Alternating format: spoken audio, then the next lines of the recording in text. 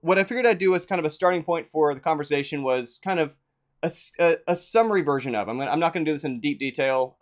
This material is something that was, it's the actual slides I'm using from a USC talk I gave about a year ago. That was built off an International History of Games talk from a couple years prior, which was sort of built off a combination of my master's research at Georgia Tech and then some of the research I was doing as a PhD student. They kind of blend together a little. So I'll be kind of doing a cursory sweep through that, largely with a focus course on game aesthetics, computational aesthetics, how these things kind of relate, and why I did the research that I did in pinball specifically.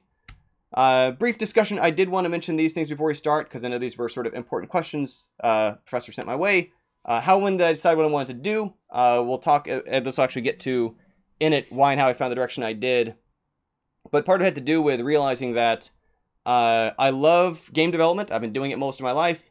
I spent a little time in industry, and then I realized that, like, you know, I just felt like I was making toys in a way that, like, there's value in. People like toys. Toys are valuable, and they help lead conversations and inspire people, and they're good things. But I wanted to do more to help people. I kind of felt this nagging urge to try to steer some of my brain power or time or effort towards how can I help people who are in maybe worse off situations or having a hard time learning things. Part of what dragged me back into graduate school path was looking for ways to kind of expand what I did into educational stuff, into games that have to do with the ways people think, how they communicate. That's what got me involved with Brian McGurko, or Dr. McGurko's lab and Dr. Bogo's labs.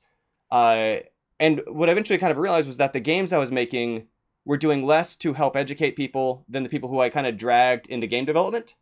That through my clubs that I had started as an undergrad and grad student, I was getting people to kind of choose to stay up late working on hard trigonometry and geometry problems and solving difficult programming problems and learning art skills and collaborating with people different than themselves, because they just were driven to want to make games. And that, to me, that was sort of this nice carrot to help lead people into these paths where they're self-educating, learning from each other, facilitating each other's work in a way that they're all proud of and feel personal ownership in. That's kind of what led me down this path of being a sort of informal, kind of crafts-like level of educator. How I prepared, again, for me, it was actually largely, while I was in these school environments, making full use of the fact that I was surrounded by so many other people who were eager and cared about these subjects. The clubs at both undergrad and Carnegie Mellon or grad student at Georgia Tech would not have been possible if I just sort of went outside my apartment and tried to kind of wave a flyer around. It was kind of leaning on, at the time, people who already cared about the subject, were into it, were taking classes and sort of at least tangentially related to pick up some skills in Unity or in programming or in familiarity with pixel art even, or something of that sort.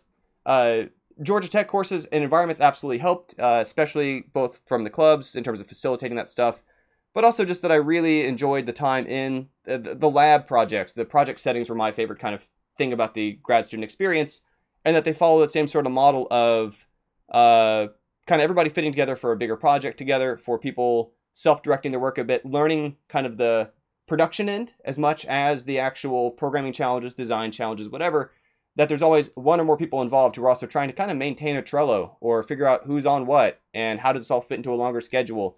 And those are what I found a really valuable part of the educational experience that I've been able to adapt to what I currently do.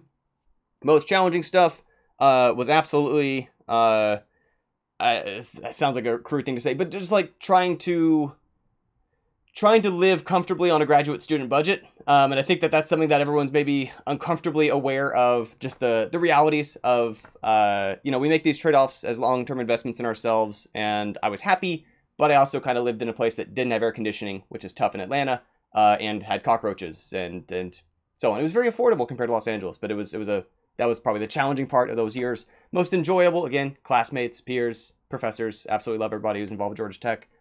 Where to next? We'll be getting there, I suppose. And advice, I'm open to tons of questions that I'd want to custom tailor to what y'all are wondering about. But so I'll move on into, and also slow down, the actual sort of material. This started actually originally, like I say, when I was professional in industry. This studio used to be 2 buildings over here in Los Angeles. It's now kind of weaned down to 1, maybe even a part of a building. But I was there on and off for a few years doing console game stuff, and always wanting to improve my craft and educate myself. I went to the bookstore and I found Ian Bogo's books. And this was part of my sort of re-exploration into games for doing things more than necessarily for entertainment. Again, not that there's anything wrong with entertainment, But I was very interested in the idea of games for persuasion, games for communication, games for thinking. And that kind of, led me to other Ian Bogost work, which, again, sort of, I also liked that it was very grounded in sort of the affordances of the medium, to use the Dr. Murray term, in terms of what's this thing capable of that might be either different than what we can do without it, as well as how does its odd structure lead us into certain channels or pathways of what comes out of it. In the same way as when we maybe carve a statue out of stone, certain things about how stone breaks or doesn't might kind of influence the shape or structure of what we build and how it can support itself. And in these very curious ways, the means of a computer to do things affect the kind of stuff we build, and that was a very interesting problem space for me. So, having kind of found my way into Georgia Tech on books, I was kind of reading everything I could when I'd come upon this interest in pinball, in part because it identified an area of gameplay aesthetics and gameplay factors that I felt were kind of being overlooked or just not a part of the discussion in a lot of parts of games academia. And I'll be able to refer to this from a few other angles in some later slides, but, the gist being that the kind of games I grew up playing, Pac-Man and Mario and Space Invaders, they weren't really strong narrative games in the way that the narrative folks cared. They weren't really strong strategy games in the way that people in the turn-based or even gambling tradition of games cared about. They weren't games of aesthetic or of athletic dexterity and human teamwork and emotion and physical endurance like the sports philosophy folks were. But they were games that instead were rooted in high scores, extra lives, reaction times, these very subtle nuances about performance over real time and input. And that to me had a grounding in pinball that I was sort of digging my roots into. But I kind of ran out of stuff to read about pinball, right? This is kind of all the books about pinball. Like if you really scrounge, you can find some zines that aren't here, but there was not a lot written about it, especially not from an academic perspective. And that's part of what drove me into that interest.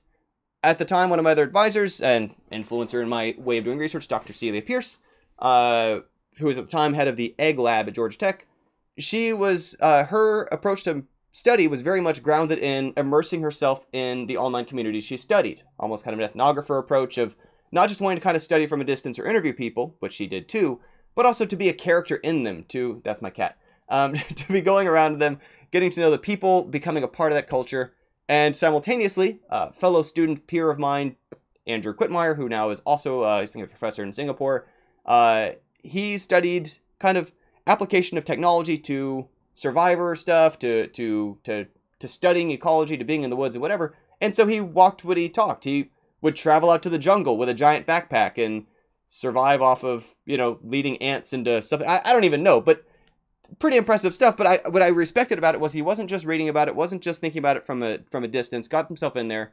And so as a pinball studying person, it was important to me to get out there and not just sort of read about it, but also immerse myself in that culture. So I spent a lot of time over a summer at an old pinball museum, which had different rooms for kind of 60s machines, 70s machines, 80s and 90s machines, which was a nice way from sort of an academic angle to study what are the differences in how the games feel and how the games operate. One thing you'll notice here, these are some of the older machines that were playable and not true relics.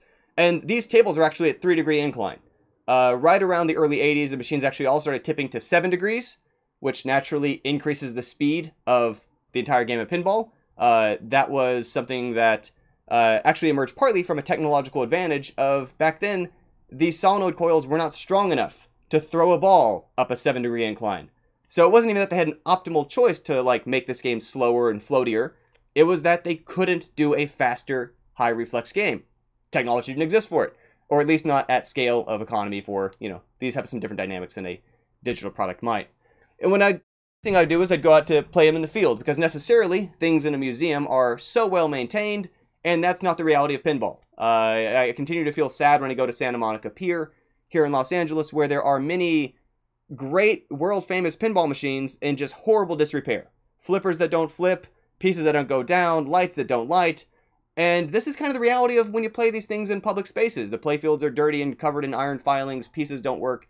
And that was part of the interesting thing to me of how this is different from in a digital game. It'd be like if we had a Street Fighter cabinet or people were playing Smash Brothers and suddenly just like one character can't use one of their moves.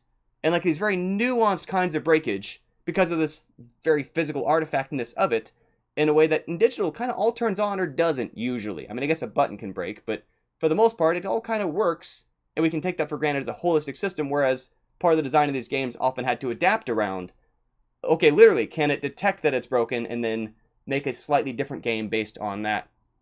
And again, these are actually the machines at Santa Monica Pier in Los Angeles, which troubles me because people come from around the world to visit this world famous beach. They say, oh, pinball, I've heard of that. I'm going to finally try real pinball. They play it, have a terrible experience because these machines are poorly maintained. But, you know, it pains me. So I got into pinball repair, and this was part of, again, trying to really understand what's going on there. This is me working at late night, one of the bars in the area that had some pinball machines, doing some maintenance work, acquired a few pinball machines, which I eventually flipped back for their cost, so it wasn't like I was just buying up pinball machines, but that also gave me a chance to kind of experiment more on my own risks. There's always this terror when you're working on a high-cost object that's someone else's. If you ruin it, you need business insurance, etc., and, you know, dealing with power and things. But that was part of how we got to know these things, and we just look at even how they, like, their visual aesthetic changes over time. This is Tron. It's one of the company's Stern Games machines, which Stern's one of the few companies still in operation, them and Jersey Jack, making pinball machines. And you can very clearly see this is photographs from the films. And this is such a vastly different visual aesthetic than the traditional style of pinball machines, where it was all painters' work. And in particular, kind of, the painters would become like the brand. The painters would become the style of that company for Gottlieb, for even Williams machines, in a way that this turned off a lot of traditional pinball folks. But as a business, they were trying to steer towards, okay, we know what? There aren't a lot of them left. Maybe how can we catch the attention of new kids, of new teenagers, of maybe even just new adults who'd passed it up, who we were missing that part of the market by exploring a different look and a different hook. This is, again, for kind of comparison, an old Big Indian. This is one of the machines I used to own and maintain. This also, of course, speaks to some cultural things that I think anymore we would not want a machine called Big Indian with a person in a full headdress. In fact, this particular machine's early prototypes include back glasses where it was called, and please forgive me for saying this, Big Injun, as it was spelled out on the background, I-N-J-U-N. The people on the assembly line in Minnesota were actually Native Americans who said, not on our watch, and they changed it before they'd even deploy this, even though this was like a 70s era machine. It's just sort of one of these reminders that this is an older industry than video games. This predates, I mean, again, this one's probably 70s. But pinball kind of originates in the Depression era, in the 30s, which gives it a slightly older arc into some even more embarrassing time periods than maybe digital games do. Here's kind of a blueprint outline of it, which from a game designer's perspective can be of interest to us, of course, since it lets us maybe much more compare one playfield to another in a mechanical term. And again, this is literally the same layout as the Big Indian machine. We see there's a pressure slider on the left side. Those later got removed, partly because they couldn't keep up with the flipper power increases. We've got drop targets in the top left, rollover lanes in the top, pop bumpers in the center. All pretty traditional pieces that mostly have stayed around except that slider on the left. And then a series of lights and other kind of rollover switches. And, you know, when it's viewed from this angle, it's easier to kind of picture the angles going on. It's easier to kind of picture the mechanics of what's going on. But from this view, it's actually surprisingly difficult sometimes to even identify a pinball machine that you've played, just because it's so much different than our experience of it as a player. When we stand in front of it and there's all this beautiful eye-catching art and flashing lights and sounds coming out of it, we don't really grasp it at this view. On the inside, this is actually a view of the Big Indian. This is before there were electrical backglass electronics. This is actually more of an electrical machine than an electronic machine in terms of everything at the bottom there is old switch relays where literal electromagnets pushed and pulled a metal arm to connect and disconnect wire connections for things like rolling the score counter, for things like kind of keeping track of computations of how many turns are left in a way that is so bizarrely primitive by comparison to what goes on a circuit board, but is how these games existed before modern electronics in their current state. This, by comparison, is a Terminator 2 game, kind of a slightly stretched view trying to show the layout. Again, here's maybe, for contrast, a view of what the playfield actually looks like in terms of its hookups and layouts. This is by Steve Ritchie. One of the weird quirks about how the pinball industry works is that there are so few companies that did it that there are kind of a handful of really star designers, out of whom they've designed maybe dozens of the most famous machines each. And then there's kind of everybody else who, like, maybe they worked on one or two machines, haven't heard of them, don't really recognize a pattern in their work. But this is sort of a thing where when we think about game aesthetics, part of what happened because there were so few creators who really dominated this space is we can actually kind of tell the difference between a Pat Lawler machine and how it plays versus the kind of pace, speed, and style of a Steve Ritchie machine. Steve Ritchie's machines tend to be kind of much more fast, much more constant motion. whereas a Pat Lawler machine, kind of the playfield to me feels messier in a way that some people love with something like Twilight Zone. To me feels less coherent, but also results in kind of more stop-and-go play, where the aesthetics are much more paced of, you're kind of meant to sit back and enjoy the spectacle of what's happening as the ball bangs around up there somewhere, whereas on a machine of this kind of design, instead, you can very much see how each lane kind of wraps right back around to throwing the ball right back at you, is a different pace for this game. One of the things I liked about pinball as well for an area of study for game design and its influences in digital space is that these physical constraints give us kind of so many fewer variables to mess with, that they all kind of wind up still in the same sort of family of cousins, of brothers and sisters in terms of their design, in a way that we can get these much more direct comparisons, versus the dovetail of bizarrely, seemingly infinite possibilities of digital space can sometimes make it harder to really draw these direct comparisons between epic story-based games and maybe something more mechanical. And again, I get these reminders that the machines are very physically grounded. This was an area where it's hard kind of to see, but the wire exploded. The machine popped when I was sitting in the school lab. People asked me what was wrong, and it turned out that I had to do some soldering on the back of the board to fix it. This is just part of why these machines are increasingly going out of commission.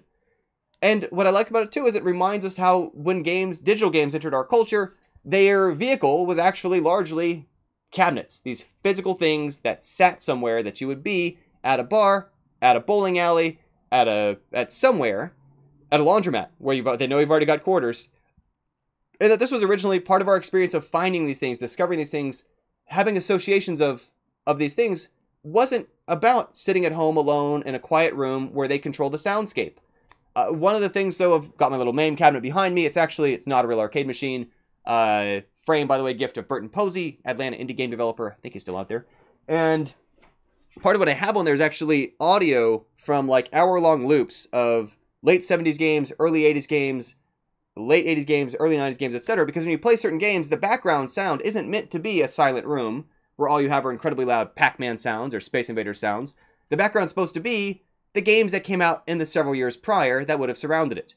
And likewise, a pinball machine, part of why it was hard to keep in an apartment is that it's built to compete with a bar-level noise. It's built to compete with a room full of people drinking and talking and chatting, or other games being played and lasers and sounds happening, and that's really the soundscape it was designed to fit into, in a way that when we play it in an isolated, now kind of more modern environment, it's often a little more sterile, in a way that can feel jarring, feel too intense, because we're missing the background noise that it actually kind of came from culturally. This is actually Pong, the board for it. These games were actually much more physical than we remember them. So like at my video course, codeyourfirstgame.com, easy plug there, it's free. But that makes Pong by programming it in JavaScript. We type JavaScript code, we throw it into a browser, the browser makes Pong happen. It's all software. Original Pong was built out of hardware. These chips are the logic. There's not like a RAM chip in here hiding somewhere with code on it. Like part of the challenge of building, and this is true for Breakout as well, kind of 70s games in general, was a lot of them were kind of programmed physically in a way that they were just electronic pathways, in a way that's not as foreign to the experience of a ball driving a machine's actions through where it does and doesn't go. That you can very much kind of picture zoomed out where the electricity flows and doesn't. Now, it's not actually that different from what's happening inside of a software-driven chip, where it's taking instructions to still allow where the electricity will or won't flow, but it, I think, helps ground us in the physicality of what's going on here in a way that we can think of it as very imaginative, very loose, very figurative. There's something very physical, very intensely literal going on about why my ball missed the paddle, and it's because the electricity went this way instead of that way, based on what some other numbers had. And again, we see these massive trends and differences. That's part of what I talk about today, is how we went from games that were themed around kind of one-off topics towards things that are licensed IPs, where that kind of fits into our production and discussion. Lots of discussion lately has had to do with things like, and I don't want to go too much onto a tangent of it, but Battlefield 2 from Electronic Arts, their Star Wars game has upset some people for reasons, but those reasons are in many ways tied closely to the intellectual property that, as a giant business, was able to justify its production, but complicates that people expect that production to include Luke Skywalker, Darth Vader, and some other important characters to them, in a way that if the game was just invented from whole cloth, they might have gotten away with, because it's tied to IP, dragged with it certain expectations for the players of their experience, and disappointment or other kind of things. Now, again, what steered me towards really grabbing my hooks into this direction and loving pinball as a source for this information was the way it kind of spoke to these elements of games that I felt were being overlooked in the conversation. All these other conversations are worth having, but their lenses on different types of elements of games or different genres of games maybe they prioritize. And a lot of the game studies folks that really kind of helped kick off games academia came to it from a tradition of board games, card games, games of chance, games with dice, maybe D&D, pen and paper to an extent. And in terms of what are the strategies, what are the possibilities, what are the combinatoric realities of how this space unfolds, and those are areas that are really games of decision, where you're making a choice. I'm going to play this hand. I'm going to move my knight from here to there. Based on the chance of how my die are going to roll, I will or won't buy this property in Monopoly. But my intention to execute that maneuver is 100%. I don't fail because I meant to buy this property that I landed on but messed up. I don't fail because I meant to try, moving my knight and I couldn't succeed in that maneuver, which makes it so vastly different from something like, say, in a game of basketball, I always intend to throw the ball into the hoop, but the difficulty is the fact that I'm sweating, I'm stressed out, there's people rushing at me, and I can't quite do the very basic fundamental maneuver I'm trying to do, which is closer to, in something like Pinball or in a game like Mario, my intention is to hit that target. It's not hard for me to know that that's where I want to get. My struggle is doing the thing. The most fundamental building block of the thing is that difficulty and how that feels and how I do at it. And again, there's a whole area of sports philosophy. Had a very expensive reading list one semester from the mountain of books written on sports philosophy, which sadly are more dry than the writing that exists on Pinball. But there's actually a surprising amount written, which we don't always hear from the digital games community, but is studied about the fact of how we observe the athletic experiences of when Michael Jordan performs an incredible experience, when Mike Tyson goes out and really wows a crowd, when even just the mental processes of successful golfers, or major cultural events around soccer, the fact that people build stadiums around these things, and I'm not a sports person, but reminds us of their significance in our culture in a way that actually there's still shreds of relevance to this, to areas of digital game design. I think Henry Lowood is one of the first talks I heard about this kind of thing, where he'd relate some of these kind of attitudes about the aesthetics of being a spectator to the play, and this was in much earlier eras of esports before they took off, about how people would see the same kind of things going on in the modern equivalent of League of Legends, when if you understood the semantics of what's going on, you can really appreciate the bizarre brilliance of animation frames being used in tricky ways, of teleporting or special moves pulled out unexpectedly in a way that's harder to relate if you don't know how to play the game, but once you know it and speak that language, it becomes its own kind of language people paint pictures with. And then the other direction of traditional game studies was games from a narrative perspective. And of course, Dr. Murray at Georgia Tech is one of the leading people in this and has been for a very long time, of the tradition of storytelling, whether it's novels, film, theater, whatever. Some games are very explicitly interactive narrative. Some games have an element of there's a world creation, you're exploring that world. And some games certainly blend this into other genres. In a game as epic as Skyrim, which is still commercially viable 6 years later to everyone's amazement, is something which obviously blends elements of world creation, storytelling with real-time gameplay, aesthetics, performance, chance and risk and failure, all kinds of other factors. But it's another lens we can use to it. But again, all of these are worthwhile, legit, not mad about anybody doing that kind of research or approaching games from that angle.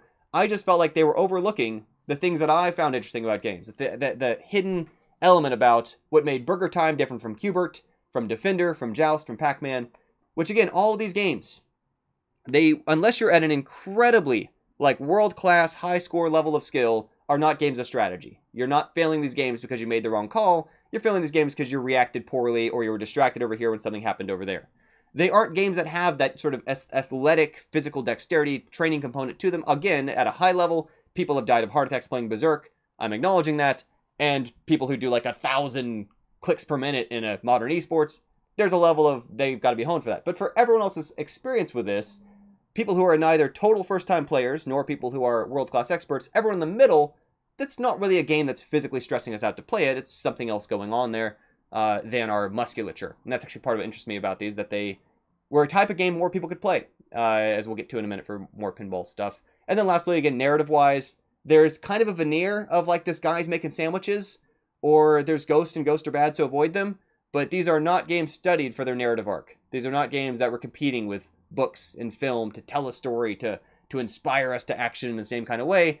If anything, it was sort of like the same level of storytelling that happens with a branded blanket, where there's yes, there's stars on it. I know what stars are. We'll talk a bit about how those themes kind of actually evolved from pinball traditions into digital games. And there's still categories around these things, which I will kind of speed through this bit, but basically, again, they're largely games of skill, not strategy, unless you're incredibly world-class at it. The randomness largely emerges from our imprecision of timing. I meant to flip now, but I flipped slightly too late, and so I missed. I meant to jump now, but my timing was off between my eyes, my action, my intention, my output, or just maybe the controls felt laggy. Not primarily a contest of who's the bigger human being, who's the taller human being, who's the faster human being, or at least those don't really play into it as much. They're rarely direct contests. Another thing that made these different to me from the sports philosophy kind of areas of study was that many of these core experiences traditionally were either single player or kind of single player in parallel of taking turns or kind of playing in the same space. This, of course, is pre-games are predominantly co-op, but they can be studied from a similar lens. And that story's cliche, total nonsense of, plumber eating mushrooms to grow and stepping on turtles, or otherwise, basically the entire story is whatever's painted on the side of the cabinet. They're weird, they're not bad, they're weird, and so that's where I thought something else is going on. There's an interesting problem here to attack. There's other things that they don't just have different from the other games, but actually are also uniquely sort of common among them. They're designed for high replay value. I remember old game magazine reviews would mention replayability.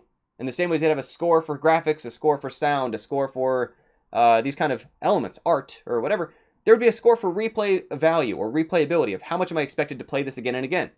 And this partly came from a history of machines where either through limits of RAM, limits of physical space, you kind of had one, maybe in Donkey Kong 4 boards to play among, which just kind of keeps repeating. And you design a different type of game experience around, I'm going to have to keep redoing the same thing in the same area every single time, where in a quarters public environment, it has no memory of my progress. I have no saved experience. I have no password to enter. It's a different kind of experience to design. And again, all in kind of one space. Often the screen didn't even scroll yet in many of these examples. Them being so hard, of course, is an artifact of the economic incentive as coin-driven machines. The way this business model worked, typically for a pinball machine, they would sell the machine to an operator place, a bar, an arcade, whatever it is. And at that point, they're not asking for a percentage of that coin. It's kind of hard to track coins. It's part of why it's used to launder money in certain giant cities. But instead, what was happening was that money is the operator trying to make back their investment. So they buy a pinball machine, and then 1/4 at a time are trying to pay off the pinball machine and then see pure profit on their end. And so they're very concerned as people making a decision of which machines to buy, what's going to pay off this floor space? How can I use this floor space for a higher return on investment? It always ends with losing. This is one of the things that to me has an interesting narrative bind to it, that in these games that are designed, you play them until you fail. It serves a different narrative function to us than if you fail in a game that has a win state. If we look at a game that has a story arc, you eventually do or don't, sadly still the case decades later, save a princess. You still do or don't save the world from the aliens, or whatever it might be. But here, you always lost. It ended with a lose event. The question wasn't whether or not you lose, the question's how much score did you get before you lost? And so there's not really a narrative meaning necessarily to, we can read in as much as, oh, you eventually failed at it. Well, what was the consequence of that is a different kind of discussion than a game where, oh, that's not, the true ending. Try again and get further. Good play earning prolonged play. One of the other things that affected this and some of the, as we'll maybe get to, gambling laws around pinball had to do with the way that there's a real financial value you can put on. Well, if a play is a quarter or a play is $1 or whatever it is, then if I can play the game better, then I've got to getting more value per my dollar. Like I'm literally getting more value for what I spend. And this actually led to some issues of people would earn replays and could then at the end of the night cash out those replays because, they had to go home, but they had proven, oh, I have 5 replays, 10 replays, 25, and potentially exchange that for some sort of prize, some sort of sandwich, whatever it is. Degrees of this still go on overseas in Japan, where pachinko, as a sort of spin-off of the pinball kind of variant of machines, will earn people tickets, which they kind of go across the street and cash out for prizes or money, a little bit like arcades, but also a little more like a slot machine in Las Vegas. And that rewards achievement is in huge part spectacle. This is another part of kind of game aesthetics in a way that the narrative folks, the strategy folks, to a degree, in a different degree, the sports folks maybe didn't focus as much on the element to which the payoff in a game like pinball or an old arcade game, or to an extent modern PC and console games, is a flash on the screen. It is a burst of sparks. It is a massive explosion and a tower collapsing. It is something going on that our payoff is kind of fireworks. it's kind of a whole light show going on. And then Games of Prediction, Not Reactions, a quote from Poland and Rain. It's an old book on pinball strategy. And the idea being that everything's happening so fast that you really can't be reacting to what's happening. You're constantly trying to react to what's about to happen. And that's part of the stress we add to ourselves of, if I wait to see it happen and then start to push the button, it's too late. We're constantly trying to act on what's about to happen, that this is a different kind of play experience than in a turn-based decision-type game, where each move I can evaluate will tell 12 steps from now what will be the consequence if I go here instead of there. We'll kind of skim past these points. So there's several old affordances from these machines. They used to stack their balls at the bottom for how many you had played. You'd have one ball per play, rather than have a counter in the machine. It just detected you had no balls left to play in them. And if we look in these old arcade games, in many cases you would see in the corners a number of little defender ships, a number of little Pac-Mans, a number of little joust birds. And in many ways, this doesn't make any narrative sense at all. There's not multiple joust pterodactyls. There's not multiple... You don't, like, come back to life when your ship explodes in Defender. These are kind of your pinballs. These are kind of coming out of the hopper of going into the field in a way that narratively makes no sense. When you see the context of where in pinball it literally was, you have a certain number of balls to play, it makes a little more kind of just clarity as to where that came from for us. A lot of early pinball designers actually had, or a lot of early video game designers either came from pinball industry quite directly, includes the Defender and Joust people who later worked on some other Mortal Kombat and other franchises. This was actually a game called GB.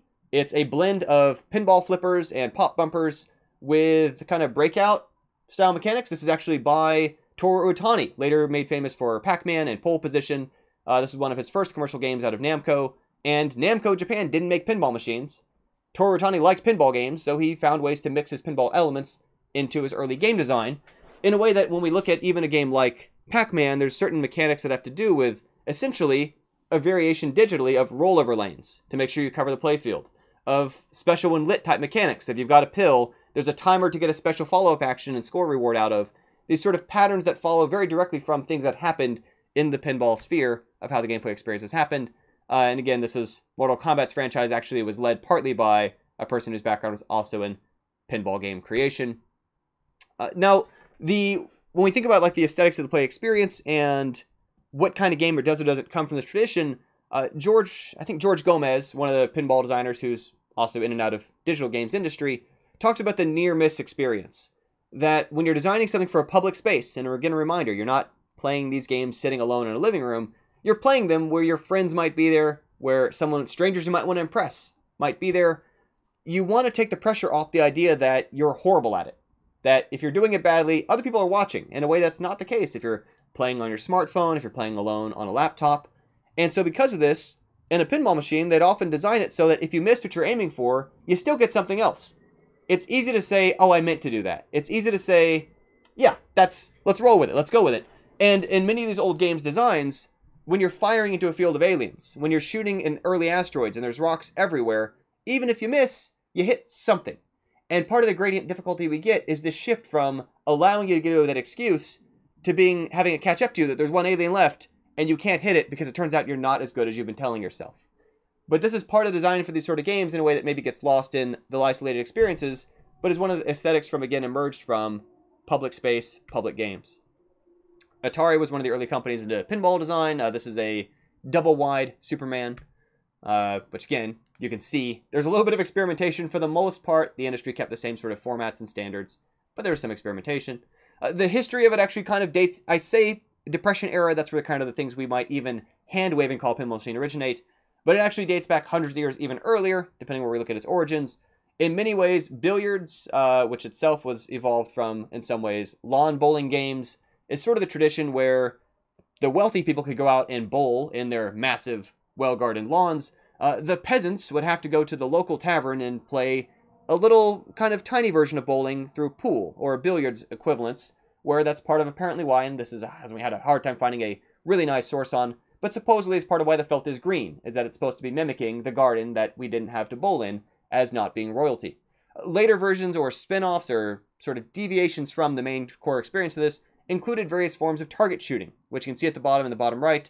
There's these bells and these containers. There's holes that can try to trick your ball into landing in the wrong space. There's holes to try to shoot through. And this is actually an old picture of a a journalist comic of Abraham Lincoln playing an old version of these kinds of games. And when I say these kind of games are old, again, they are old, or at least the roots, their sort of early prototypes were. This is when we started. It was called Parlor Bagatelle, which was considered a more casual form for people who are less serious about target shooting accurately. Maybe younger folks, people newer to it, people with less time.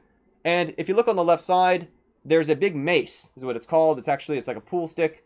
Here, I'm going to close this door because there's a vacuum cleaner in the hallway. And we'd slide the ball up the right side. Let me bring myself back in frame. We'd slide the ball up the right side. It would kind of arc off the top, go down this kind of pachinko pins board, and fall somewhere at the bottom. And of course, because there are no electronics in this machine, it can't detect a midway strike, like a pop bumper. It can't detect a rollover lane. It can only tell you where the ball ended. On the right, we saw an early version of where these things were then self-contained. Rather than having a mace as a giant pool cue, they can make a smaller version with a spring-loaded popper, which of course became the plunger, fires the ball up there, and here it can land in these nets of bells, where they can score differently, 100 points, extra ball, whatever, from where the ball goes. Early Depression was when these markets emerged, in part because nobody had any money, and carnival games were, of course, one of the ways people would try to make their businesses. Would you have a game where there's somebody out there, a barker, who they sit in front of a game. You're paying them as a carnival owner to sit in front of a game, and they explain the rules to you. They keep you from cheating. They take your money in exchange for handing you the balls to play with. They hand you a prize if you win. They might taunt you a little bit if you could have made, oh, you almost got it this time. They try to egg you back on, and they're kind of part of the experience of it. But that meant paying someone to sit there. And what somebody realized, and specifically there were a few different somebodies kind of semi-simultaneously, was that if you built a machine that could self-contain those same kind of functions of prevent them from cheating, of prevent them from playing until they've paid you, of kind of hand them the balls in exchange for their money, maybe to an extent taunt or reward them or compliment them when they do well, you don't have to pay someone to sit there and administer the game. That allows you to charge less for the game, and suddenly we had games which people could play 5 cents at a time, 1 penny at a time, and people with no money could afford some sort of entertainment on a shared machine that none of them individually might afford. This old ballyhoo was about $250 at the time, which modern money is... Oh, no, $16 at the time, which modern money is closer to 250 US dollars, which was a lot during an era when nobody had income in the 30s and so on, but would pay for itself very quickly, a nickel, a penny at a time, without requiring overhead of paying someone to sit by it, administering it. We started to see a deviation out of those abstract patterns. You'll notice the previous game field was just decorated to be pleasant, into things that were kind of, frankly, knockoffs, not approved licenses. This is Dragonette. It's a play on Dragnet, the old crime detective television show. The reason why the detective is asking for the bare facts is because Just the Facts was a statement from actual Dragnet. And this sort of knockoff we saw a lot of throughout the arcades, in the same way, frankly, the game industry still does, where F-14 Tomcat, not coincidentally, came out almost exactly the same time as the film Top Gun. It's not associated with Top Gun, it doesn't have Tom Cruise's likeness on it, but tried to play into, okay, what's the zeitgeist of what the current Hollywood industry is spending money marketing, or people are watching on television, how can we tap into that? And a lot of the games that we succeed over the years, with some exceptions of one sort of legacy entries like Mario's and Zelda's, often are speaking to what's going on in the film space, what's going on in public sphere discussions, what's going on in television shows, and so on. Part of the experience of playing a board game or a game of strategy is learning to play it through reading elongated rules, through discussions with people who've played it before, of navigating, okay, I have to know what the rules are or I can't even play. I need to know them to be able to function, to know, can I move my piece here? When and how do I do these things? Oh, did I skip a step in Pandemic? I've got to go back and account for that. Whereas in Pinball, one of the nice things about it, and this is obviously carried into other digital games as much as they can, it's something where really you didn't need a whole lot of instruction. There's a button which, if you're not supposed to be able to push it, just won't register the flipper. And that's kind of it. The only ways you can play the game are using the controls that are given to you. Now, we'll talk a bit about nudging and tilting in a moment, but the core experience most people are familiar with in terms of a button to play is one of the differentiators of part of why you can just pick up a digital game in a way that's harder for a board game, is that you can kind of pretty quickly exhaust your button combinations and be like, I get it. That's jump, that's throw, or that's shoot, or that's grab, and that's move, that's run. That's it. And if I'm not allowed to do it, the game just won't let me do it. Is such a different sort of dynamic than a space where you, like a sport, if you don't know the rules, you might not be in the right place where you're allowed to be at a given time. This is the early innovation of flippers. It's from a game called Humpty Dumpty. You're looking for the flippers in the wrong place. They're over here. There are 6 of them, and they're backwards. They pop in like this. They're originally being engineered to softly knock the ball back towards the middle to further increase its sort of jostling down. But were wired up in a way that at first the designer, I think Harry Mabs, was able to kind of trigger them to fire and realize that might make the experience more interactive, more enjoyable, kind of get someone to kind of feel more accountable for the outcomes, even if a lot of what's going on is still fairly random, of a ball bouncing around between rubber bands where a subtle, centimeter here or there could totally impact where the ball winds up. It made the game more interactive. And flippers very quickly took over machines, but we did see examples of experimentation, especially early on. Here you'll see there are 2 flippers that are so close together the ball cannot fit between them. This is an old 50s machine. Instead, there are what are called gobble holes in the middle of the table, where the ball would get stuck in those if you didn't get it past them. So your flipping isn't to try to save the ball, it's to try to shoot the ball between the gobble holes up there into the pop bumpers. On the other end of the spectrum, we had games where the flippers were so far apart that for the most part, you weren't really going to save the ball. If anything, you might get one more throw in if you kind of semi-lucked out and the ball came close enough. But these are 2-inch flippers, as opposed to modern day 3 inchers. And most of the space in the middle is essentially kind of dead zone. But you have to remember that the aesthetic at the time wasn't an expectation that you could play this game indefinitely through skill. It was actually still built off these machines where the ball was kind of, each time, a shot in a drain anyway. Like throwing a bowling ball, you expected it to land somewhere. And if anything, it was kind of a new, bizarre thing that you could kind of get an extra spurt of life out of it. A lot of sports, obviously, are most accessible to or most available to people of certain body types, certain who have certain athletic inclinations. And one of the things that made pinball as an industry different in a way that obviously digital games have carried on is that lots more people who don't necessarily have that body type are able to play it, but in a way that still taps into this sort of mechanism of dexterity, but from a different lens. And the way I like to try to explain this frame for it is that if we look at a game like baseball, hitting a baseball involves not only timing your bat correctly, but also swinging it correctly, right? There's just 2 different kind of dimensions we can look at. That if you swing perfectly, but too late or too early, no good. But if you swing perfect timing, but sloppily, it also is no good. Now, if we look at T-ball, in contrast, that some of us might have played as children, there you have to swing perfectly, but timing is not really a factor. The ball's literally stationary. In digital games, and to a degree it's actually kind of how pinball flippers behave to an extent, there's a timing element, but not a dexterity element. That instead of thinking about, it's like the opposite, it's baseball minus T-ball. It's that I have no way to swing that bat wrong. I push the button and the bat swings at the exact same speed every time, at the exact same motion, the exact same angle, the exact same everything every time. I push the button and it happens. And all that's up to me is making sure I do it, because if I do it too early or too late, it's going to veer left or veer right. If we do it right in the middle, it might go as further. But that's how we tend to model these sort of interactions, where it's a timing element rather than a physical dexterity of people will spend their entire lives with a batting coach trying to get a decent percentage. People spend their entire lives with a boxing coach trying to throw a decent punch. And part of what makes these games such a high barrier to entry to people who are home spectating is that they don't have the time, the energy, the money it takes to master up those skills to a level they're satisfied with. But when you take out that element of the dexterity of you have to be able to swing it a certain way, you have to be trained to do the core action even competently, and it becomes every time I push the button, I punch perfectly in Street Fighter. I swing the bat perfectly in a sport. I throw the ball towards the hoop in a way I should in the NBA, then suddenly a lot more people can take part in this game than who could otherwise, because it doesn't require that same base training. Now, there is still a subtle dexterity element that also has a bit of an origin, semi-inadvertently from pinball history. As they are physically driven, lots of people have the mistaken impression that with a pinball flipper, if they push the button harder, it's going to fling the ball harder. This has not been true for many decades. There are occasionally bizarre examples of machines where there's an actual mechanical connection and it's turning the thing. Those are mostly hopeless. You can't get any power behind that. What's really happening is you're completing a circuit.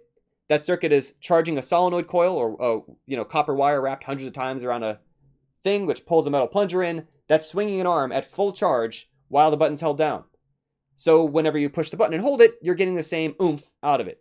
Now, the exception is a temporal element. Because it's a physical impulse, if you just flick it real quick, not that you pushed it softly, but that you didn't push it for very long, then you're getting a shorter impulse burst.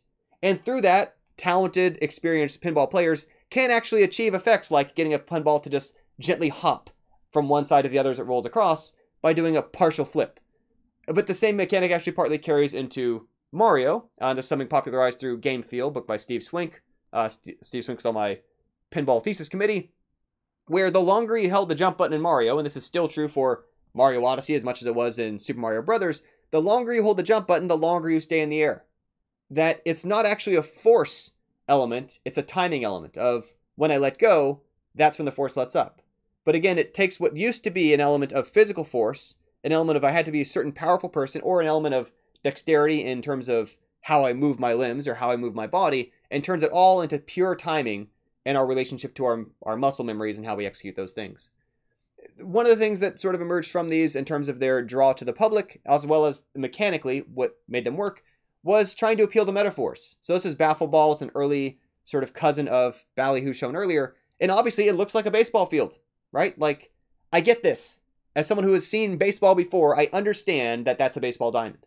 Now, curiously, because of where the plunger has historically, ever since Casual Bagatelle, been all the way on the far right, first base is actually worth more points than third base. So, the metaphor doesn't really hold up. But visually, it conveys, like, yay, you recognize this. You've seen this before. This isn't so intimidating. This isn't arbitrary. It's based on a thing you know. And this actually gets pretty bizarre, including, like, full-on poker games where you'd shoot the ball off the table, it would land in certain cards, and you'd be trying to form decks of matches, of pairs, of flushes, and so on, based on the detection of which cards are hit. And the nice thing about this was that it opens up a different style of play than the other machines, in a way that you already know the rules for this. You don't have to be given instructions to know what a pair is. You don't have to be told, at least certainly not the era this is from, you don't have to be told about how this kind of game works. You know, and it's drawing upon that knowledge. This is something too, so this is one of our first games. This is Bolo, that had electrical registration of what kind of became pop bumpers. Now, these didn't really pop the ball back, but they did detect where the ball banged off of and not just where it ended up. So whereas machines prior to this, basically you scored on where the ball finished, here you're shooting 2 shots to try to hit as many of these pins as you can. And by leveraging this bowling metaphor, which again, people already understand what bowling is, what the rules are, how the mechanics work, or at least their core audience does, when you light up pin number 1 on the back glass, because you've hit pin number 1 on your first ball, you already understand that you're not going to get points if you hit pin 1 again, because pin 1's been knocked over. And they're able to tap into that metaphor to achieve a different type of game design that has more sophistication to it, more depth and layered complexity to it, without having to load the player down with more instructions, because once again, they want a community where you can walk up to the machine, not have anyone explain it to you, not go through a tutorial sequence, but just play it with knowledge you already have, and get a different kind of experience out of it. We have tic-tac-toe games from different eras. We have this is a reasonably sophisticated, it's hard to see, the ball rolls all the way around, basically 2 laps before it falls in. This one was an old World's Fair game where you're trying to complete a jigsaw puzzle. The bottom area of the jigsaw puzzle is not accessible to the ball. There are holes up above that correspond to it, and each one you land a ball in, flip the jigsaw puzzle piece below. Now, part of what's amazing about these, again, this is all, like, technology was awful. This is all driven by piano wires and, like, weights. Like, this is a completely non-electronic machine, which is just boggling to my mind. But, people found ways to make money.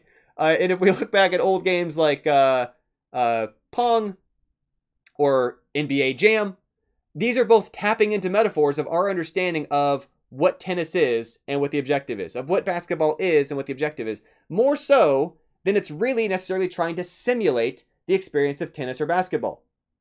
That really, this is especially if the game as exaggerated as NBA Jam or as crude as Pong is, there's so many things about the game that don't apply, don't hold up, don't reflect the experience of being exhausted running back and forth on a court, but just play into, okay, well, my understanding when I immediately look at this game and what happens in it is that this thing is trying to get over there. Here's the kind of things that I have as options to get it from here to there. And then beyond that, the authors of the game have a wide range of tuning control and aesthetics preferences and style choice about how exaggerated, how cartoony, how simplistic, how sophisticated the actual experience of it is. But it's almost more of a thin veneer, like the games that showed a jigsaw puzzle, a bowling alley, tic-tac-toe board. It's not really like playing those games in any meaningful sense of the word. It's just leveraging that as a metaphor, so when you see it, you're like, oh, I like basketball, or I know what tennis is. Speaking of which, when I talked about tapping into Zeitgeist and F-14 Tomcast, whatever, people forget, when Pong was popular, was like the height of tennis popularity in the United States. Like, people paid attention to tennis when Pong came out. Not because of Pong, But that's part of why Pong might have done as well as it did, in a way that in the time since, it's like tennis. What an arbitrary sport to pick. It was not arbitrary in the late 70s. People cared about tennis. When we look at some of the sort of middle era of pinball machines, they'd make them decorative. They'd make them attractive. Like I said, there's sort of these certain visual styles. By the way, how much time do I have? I don't want to... okay, so in that case, then I will blitz through some stuff, and I want to make sure to chat about some questions.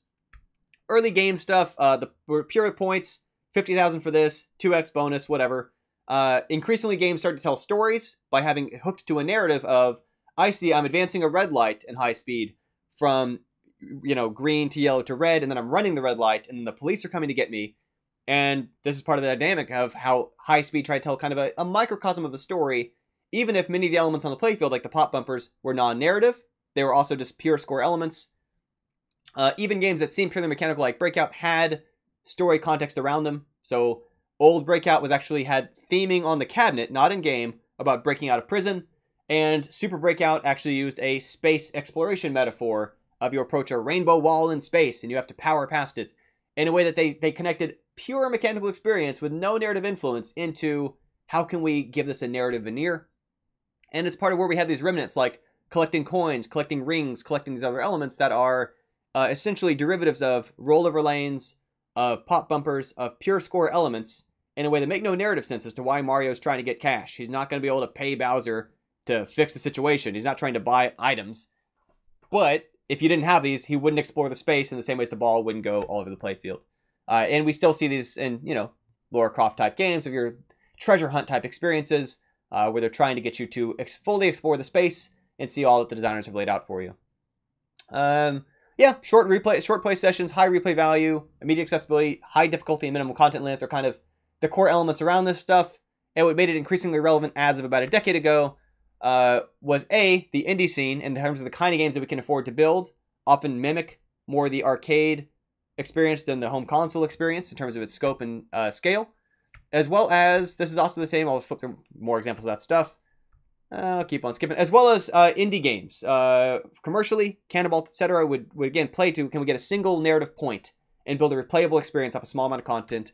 Or casual games, which again entered the same market space of, okay, well, I can't actually assume they already know how FPS is played. I can't actually build on their knowledge of MMOs or MOBAs or whatever. How can I make an experience someone walks up to, sees what's physically going on? And I think it's not at all coincidental, one of the early breakout successes of the casual game sphere was Peggle, which is very clearly a derivative of Bagatelle.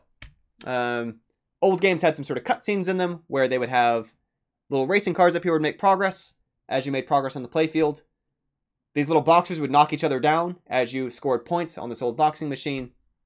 And increasingly, they would try to up the theatrics, up the antics of how they're trying to have an element in the table, not just on the back glass, not just in a sectioned off area, respond to the player, interact with the player in a way that digital games, of course, been able to run with that torch to a far greater degree. And at the end of the day, in terms of their development experience, probably last point before I'm just going to switch over to questions. Too much more I want to ramble on if we stay on slides. Because of the high speed of what's going on, the element to it's a predictive and not a reactive game, oftentimes the experience of developing these games isn't just sitting in a drafting program, coming up with a layout, and then shipping it off to art to decorate.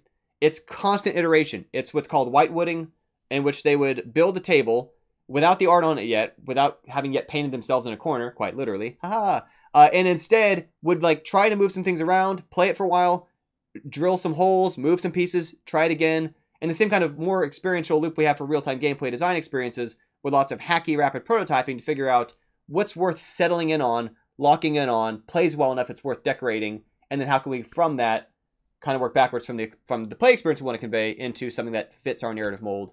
There's old issues of women in games in ways that certainly the pinball industry was not free from. The ways that games were shaped partly around how we pay for them has certainly not gone away in terms of casual web games. Politics, blah, blah, blah. Yeah, that'll be it. We'll skip the other half of it. I want to make sure we get time for, if there are people have questions about either career stuff, which I realize was not the main subject today.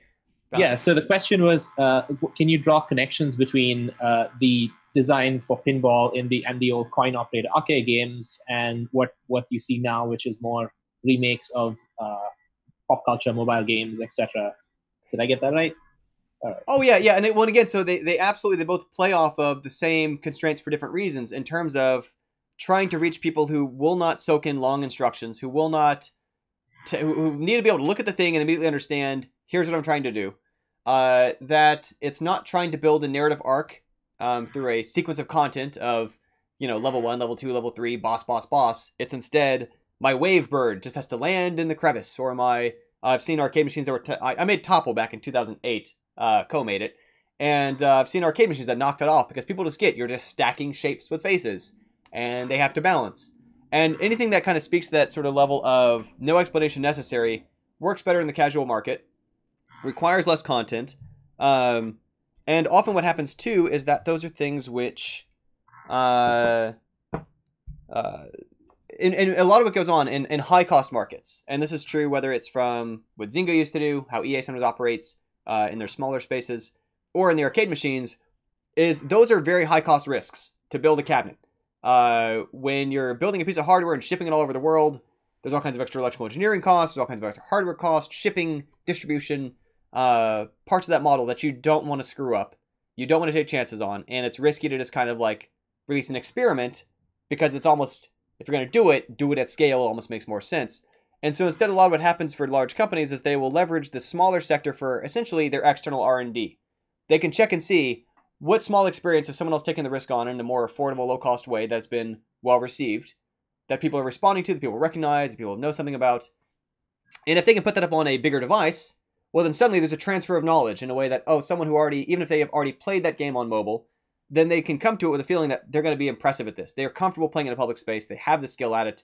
They can kind of show off in a way that also bears some sort of cultural resonance of people know this game. One of the things that trips people up sometimes about games, they'll focus very, very narrowly on this game as an isolated artifact without regard for people's awareness of it. And so we'll talk about a game being good or not kind of in isolation.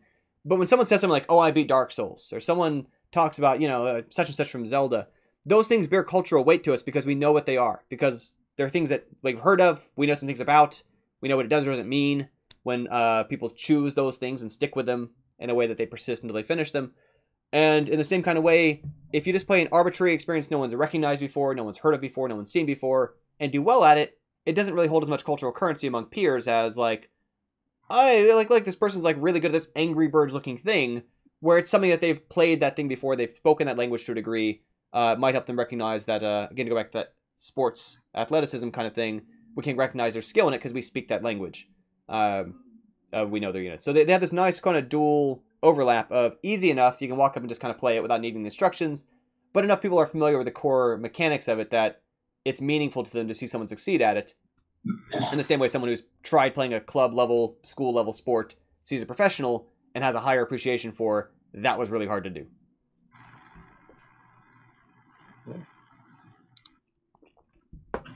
Yeah.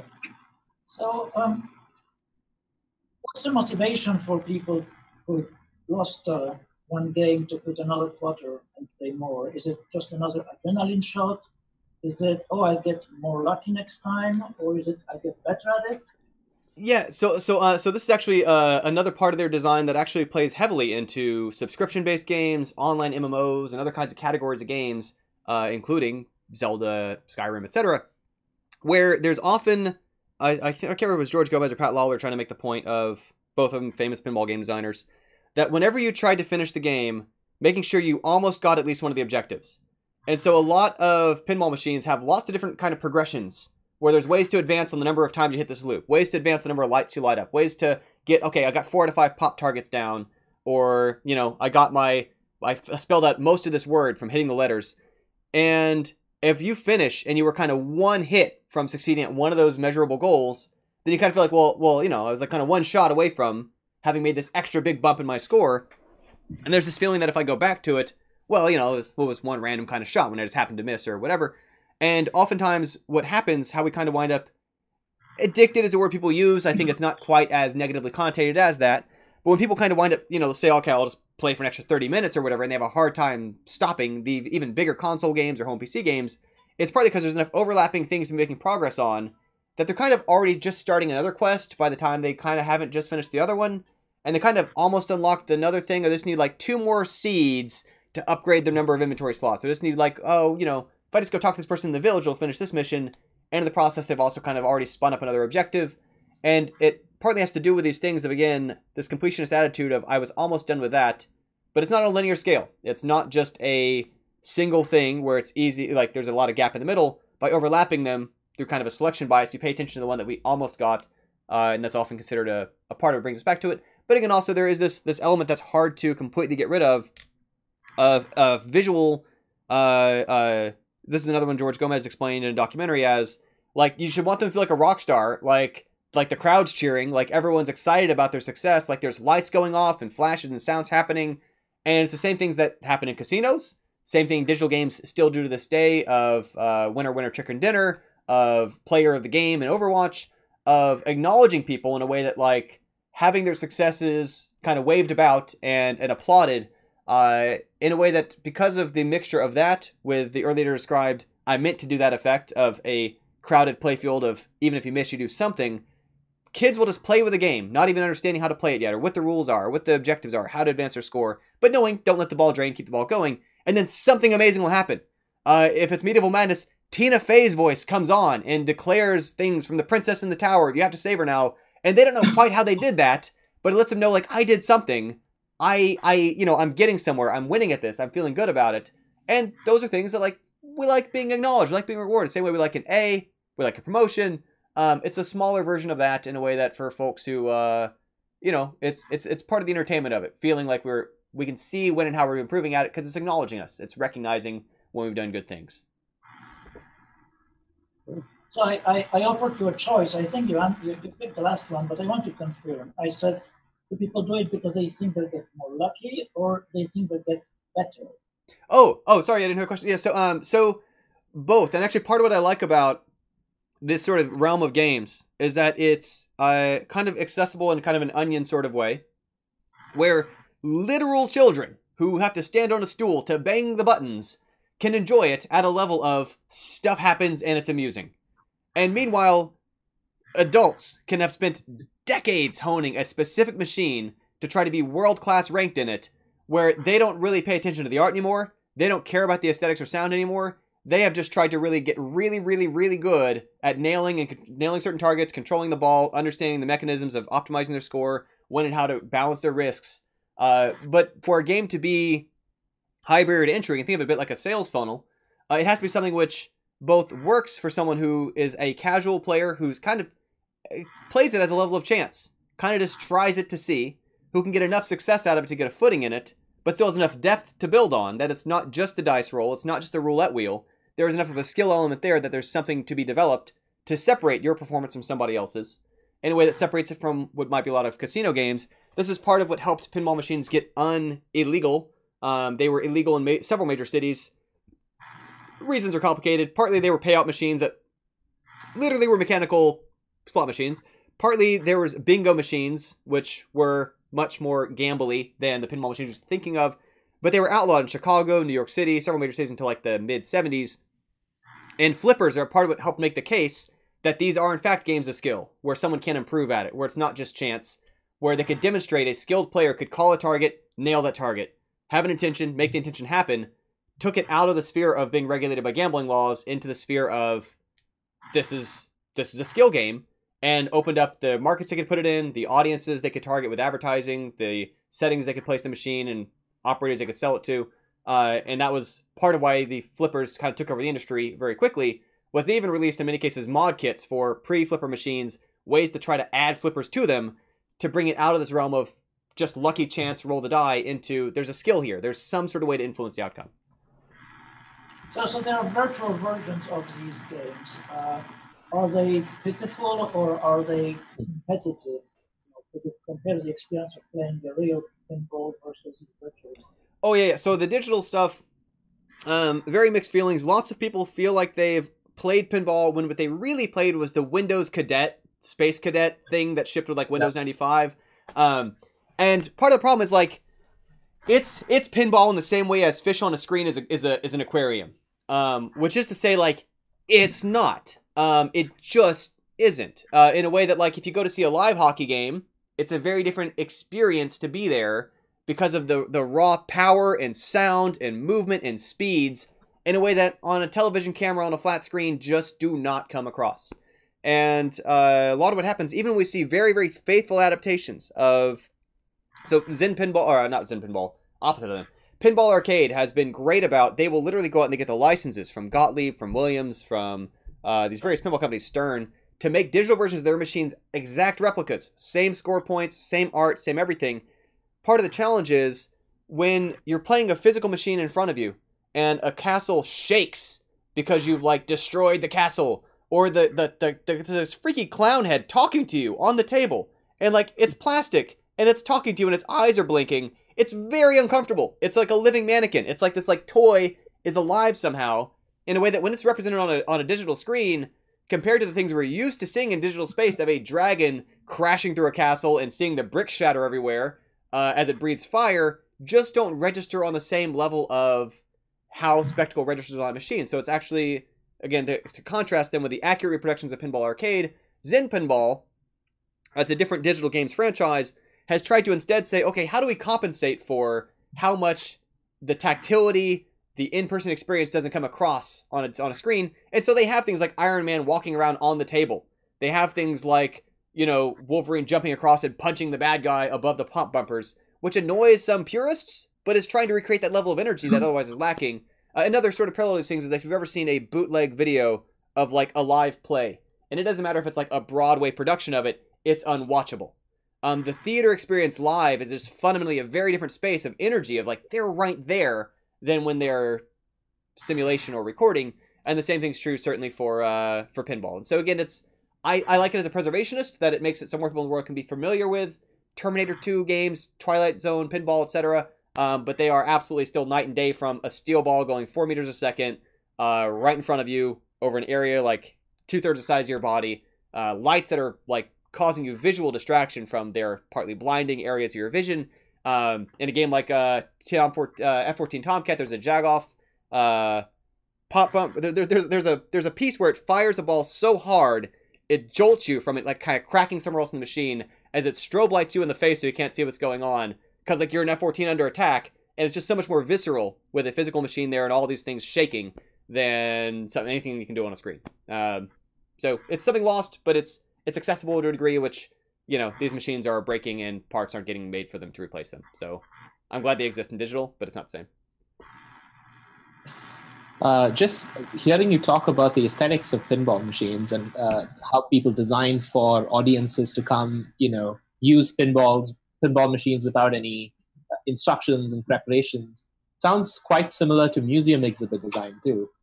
Oh yeah, absolutely. Yeah, I mean, in general, so kiosk design in the sense of someone's got to walk up to it, experience with it, and walk away from it, and they don't necessarily need the depth or the detail or instruction. They just got to kind of understand it. Absolutely, yeah. There's a different kind of way we design around that. And again, one of the instruments that pinball industry discovered upon that digital games have very well capitalized on is this adoption of, is there some metaphor of a thing they already understand that if we can match what we're doing to that metaphor, there's a lot we don't have to explain to them that they're going to bring with it assumptions about what these things mean, about how they work and fit together.